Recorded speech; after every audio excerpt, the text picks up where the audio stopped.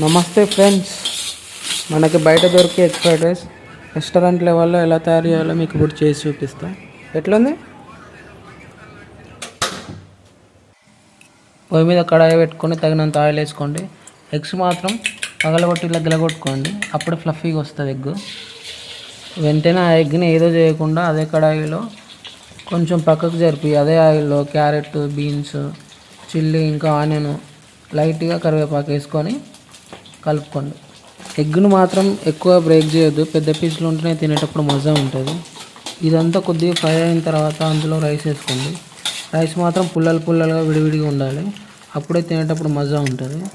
కొద్దిగా మంట ఎక్కువ పెట్టుకొని రైస్ మొత్తం కలుపుకోవాలి, అంతా మిక్స్ అయ్యేటట్టు. ఇప్పుడు అందులో మనం కొద్దిగా tasting salt, chilli powder, garam masala, ఇంకా చాట్ మసాలా అన్నీ సరిపడా వేసుకొని బాగా కలుపుకోవాలి. ఇప్పుడు ఇందులో చిల్లీ సాస్, సోయా సాస్, లైట్గా వెనిగర్ వేసుకొని మొత్తం మంచిగా కలుపుకోవాలి.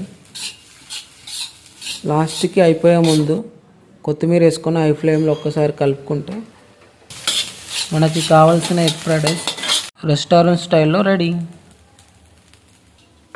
వేడి ఎగ్ ఫ్రైడ్ రైస్ని ఒక ప్లేట్లోకి తీసుకొని లెమన్, ఆనియన్, లైట్గా కీరా పెట్టుకొని తింటే ఉంటుంది ఫ్రైడ్ రైస్. టేస్ట్ మాత్రం సూపర్.